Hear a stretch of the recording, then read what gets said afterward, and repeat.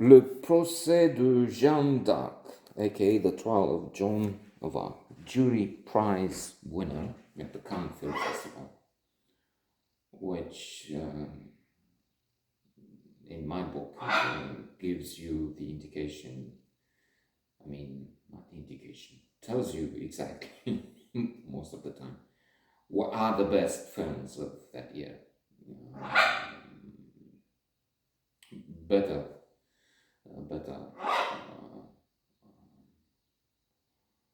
assessment than the Oscars have. Seldom they have the same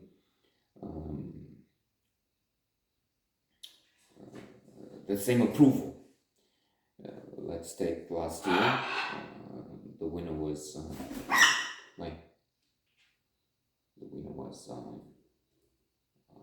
The Triangle of Sadness, and then we found it on the list of 10 films nominated for best film,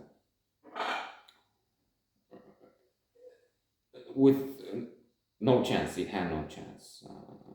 But in my book, it's better than Everything Everywhere All at Once, and then close on the heels of The Banshees of Inisherin, which was my favorite.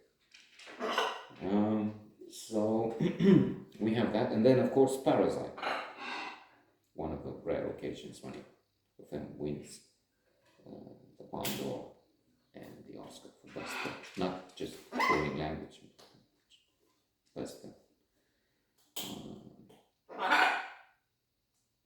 Superb. There are two main ways to look at this trial, le procès. I think, and that's various angles, of course, and those experts which you should consult will tell you more. But for me, there are basically two important ones.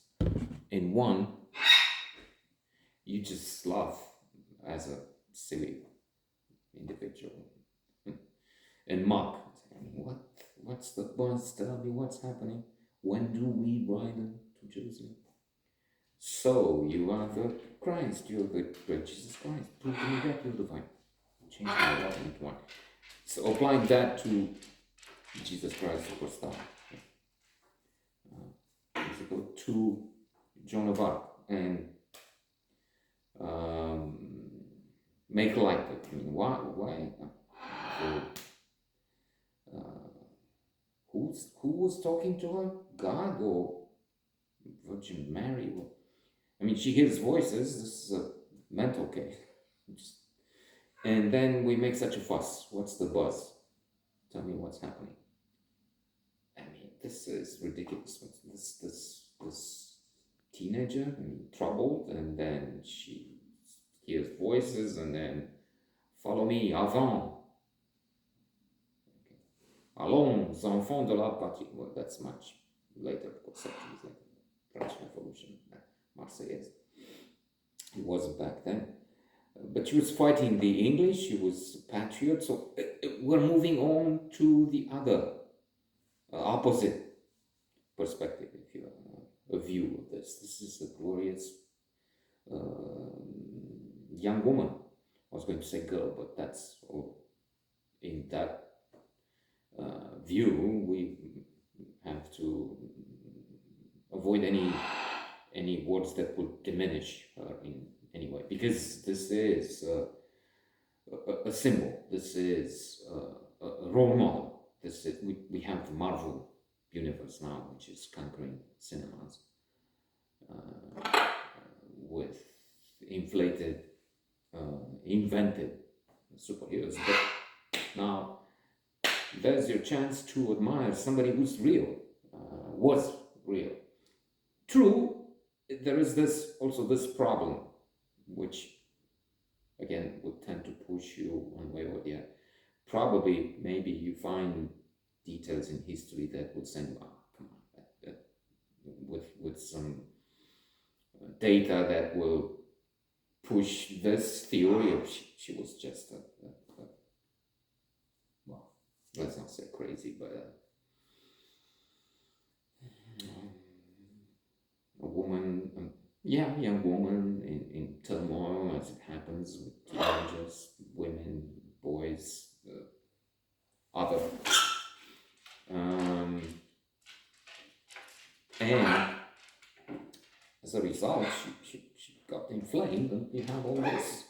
So, or you find confirmation that indeed she was such a again, a superhero,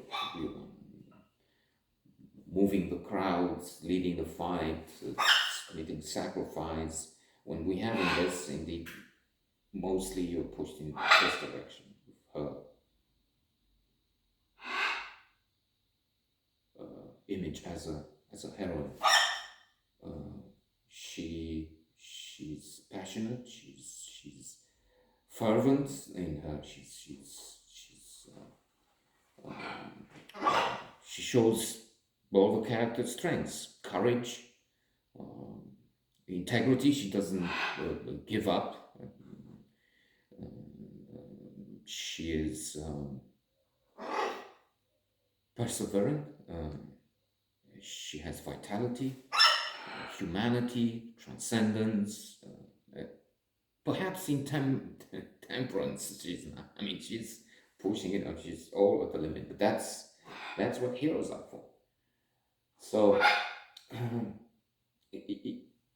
you have, as I said, those two options to look at her as a glorious, wonderful woman, or dismiss the idea and say, but speaking of this and having to think a little again, I think if not embracing tenure, the idea of a saintly, of course that's a problem of background, of religion. I mean, if those who are faithful have religious views, I mean, the more they believe, the more they will embrace this Joan of Arc as a saint, really, because she believes, and they believe, and they have this bond, they shared wonder and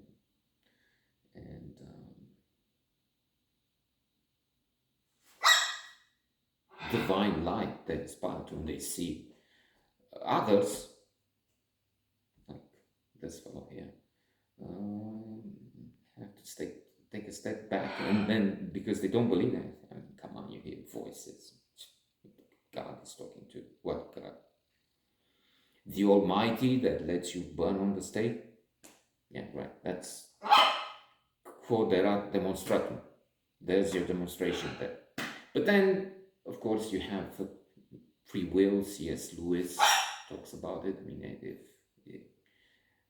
people reproach this to God, an argument against it. How come He's almighty and so wonderful, and lets terrible things happen? Because of free will. He didn't make a world with automatons, with machines that do the right pre-programmed thing. No, people are at liberty to do bad things, monstrous things, as those who burn her at the stake, and noble, like Joan of Arc.